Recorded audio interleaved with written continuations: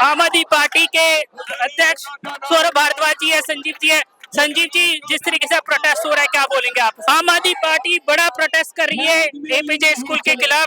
संजीव जी, क्या बोलेंगे? देखिए, कल बच्चों का एग्जाम है और आज उनको एडमिट कार्ड के लिए यहाँ खड़ा रहना पड़ रहा है। बड़ी बड़ी बातें रेखा गुप्ता जी कर रही थी, दिल्ली के शिक्षा मंत्री कर रहे थे, अब कहाँ गायब है?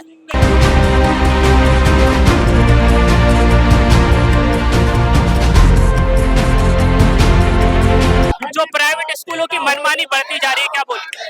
ये सरकार की मिलीभगत है। रेखा गुप्ता कहाँ छुपी हुई है?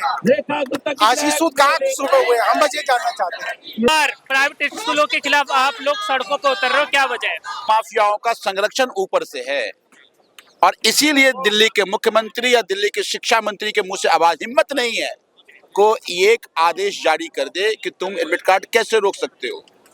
तो जब से दिल्ली में भारतीय जनता पार्टी की सरकार बनी है, माफियाओं के मंसूबे बढ़ गए हैं। आम आदमी पार्टी बड़ा प्रोटेस्ट कर रही है एपीजे स्कूल के खिलाफ। संजीव जी, क्या बोलेंगे? देखिए, कल बच्चों का एग्जाम है और आज उनको एडमिट कार्ड के लिए यहाँ खड़ा रहना पड़ रहा है। बड़ी बड़ी बातें रेखा गुप्ता जी कर रही थी, दिल्ली के शिक्षा मंत्री कर रहे थे, अब कहाँ गायब है? कहते थे बच्चों का शोषण नहीं होने देंगे, लेकिन आज जब बच्चे यहाँ खड़े हैं, शिक्षा मंत्री कहाँ छुप गए? कहाँ छुप है शिक्षा मंत्री? दलाली कर रहे हैं, हिम्मत नहीं है कि बोल दें हम बच्चों से अन्याय नहीं होने देंगे। और जब तक इन बच्चों का एडमिट कार्ड नहीं मिलता, हम यूं ही यहाँ पर बैठे रहेंगे, बच्चों के साथ अन्याय नहीं होने देंगे। मेरे साथ में सौरभ जी है। सौरभ जी, जिस तरीके से प्रोटेस्ट हो रहा है एजुकेशन को लेकर और जो प्राइवेट स्कूलों की मनमानी बढ़ती जा रही है, क्या बोलेंगे? ये सरकार की मिलीभगत है। रेखा गुप्ता कहाँ छुपी हुई है? आशीष सूद कहाँ छुपे हुए हैं? हम बस ये जानना चाहते हैं। लेकिन जो रेशो है प्राइवेट स्कूलों में बच्चों का घटता बड़ा, प्राइवेट स्कूलों की मनमानी बार बार सामने आती रही है। आज सब कुछ ठीक करके जाएंगे।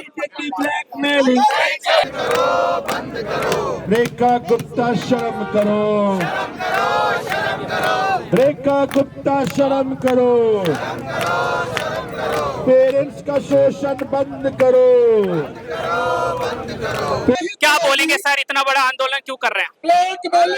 देखिए, कल बोर्ड का एग्जाम है और अभी तक बच्चे को एडमिट कार्ड नहीं मिल रहा। आज अब समझिए उस पेरेंट्स का उस बच्चे पे क्या ट्रॉमा होगा। और दिल्ली के मुख्यमंत्री, दिल्ली के शिक्षा मंत्री के मुंह से एक शब्द नहीं निकल रहा है। बड़ी बड़ी बातें कर रहे थे कि किसी स्कूल का फी नहीं बढ़ा है, वो कह रहे थे कि किसी परिवार का बच्चों का शोषण नहीं होगा। आज कहाँ गायब? बोर्ड का एग्जाम नहीं दे पा रहा है, स्कूल की हिम्मत देखिए, कोई एडमिट कार्ड इश्यू नहीं कर रहा। लगातार हम लोग यहाँ बैठे हैं, सुबह से ये मांग कर रहे हैं कि बच्चों के एडमिट कार्ड दिलाओ। वो कहता है ऊपर से फोन आएगा तो हम दे देंगे। इसका मतलब ये है कि सभी माफियाओं का संरक्षण ऊपर से है और इसीलिए दिल्ली के मुख्यमंत्री या दिल्ली के शिक्षा मंत्री के मुंह से आवाज हिम्मत नहीं है को एक आदेश जारी कर दे कि तुम एडमिट कार्ड कैसे रोक सकते हो।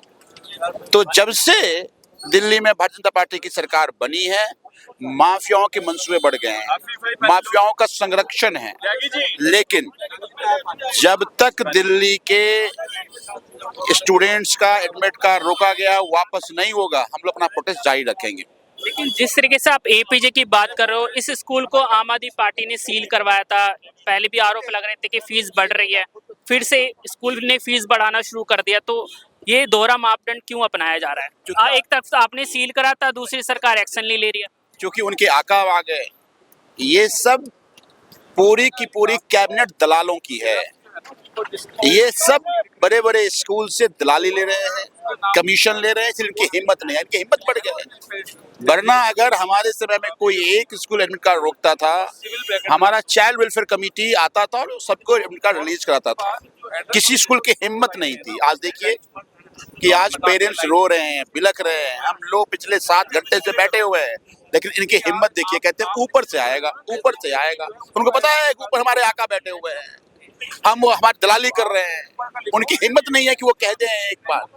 तो इसलिए जब तक दिल्ली के लोगों की इस मांग को पूरा नहीं किया जाएगा, जब तक इनका दिया नहीं जाएगा, जैसे ये प्रोटेस्ट जारी रखेंगे। आज स्कूल के सामने प्रोटेस्ट कर रहे हैं, कल हम शिक्षा मंत्री को घेरेंगे।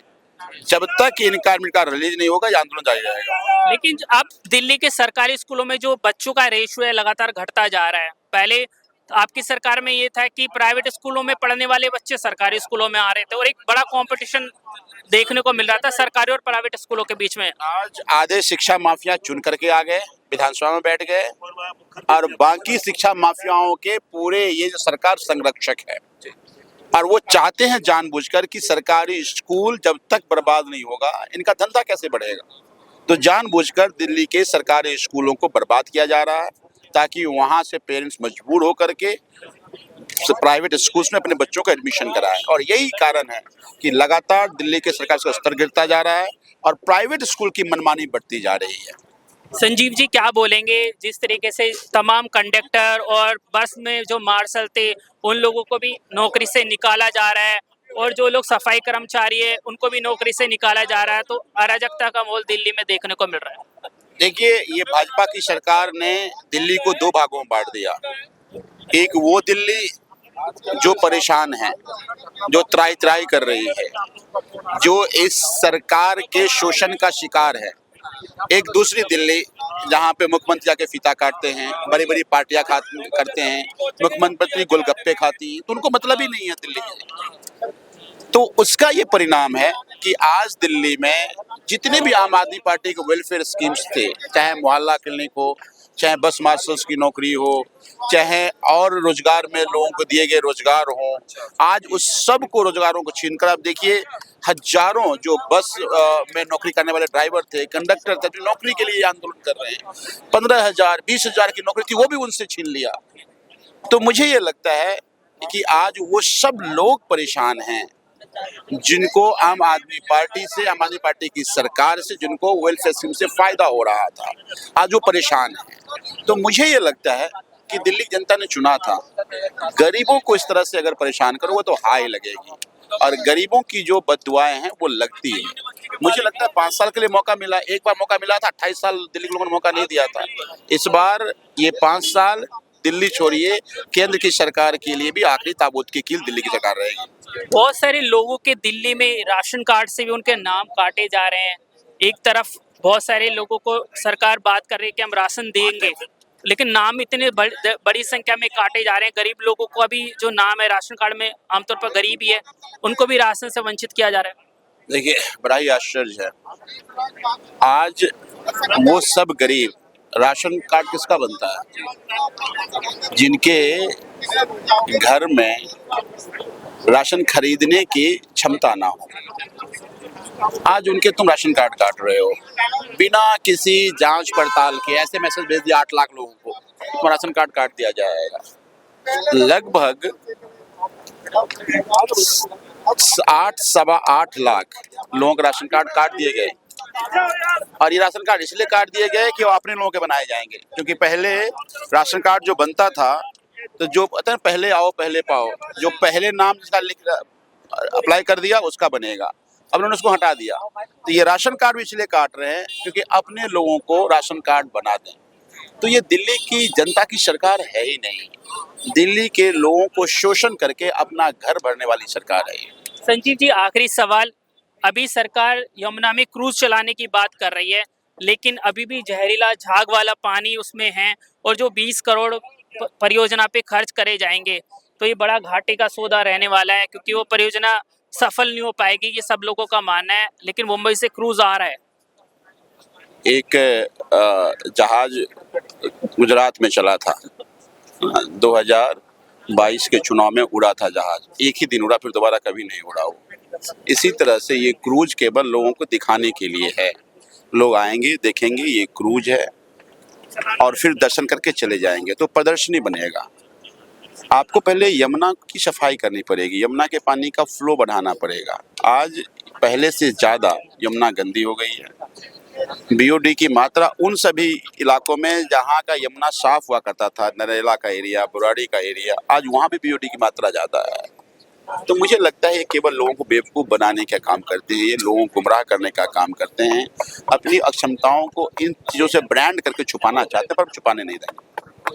तो दिल्ली सरकार के कामों पर सवाल हमेशा से उठ रहे हैं और जिस तरीके से हर मोर्चे पे दिल्ली सरकार असफल हो रही है। एजुकेशन की बात कर ले हम, कॉन्ट्रेक्चुअल जो लोग डीटीसी में काम कर रहे थे सब लोगों की नौकरी जा रही है। तो जितने भी कॉन्ट्रेक्चुअल लोग दिल्ली सरकार के साथ काम कर रहे थे उन सब की नौकरी पे तलवार लटकी हुई है। और एपीजे स्कूल का मामला अभी मेरे साथ संजीव झा जी उठा रहे थे। आप बुराड़ी से विधायक और आम आदमी पार्टी के बड़े नेता हैं, आपने हमसे बात करी, आपका बहुत धन्यवाद।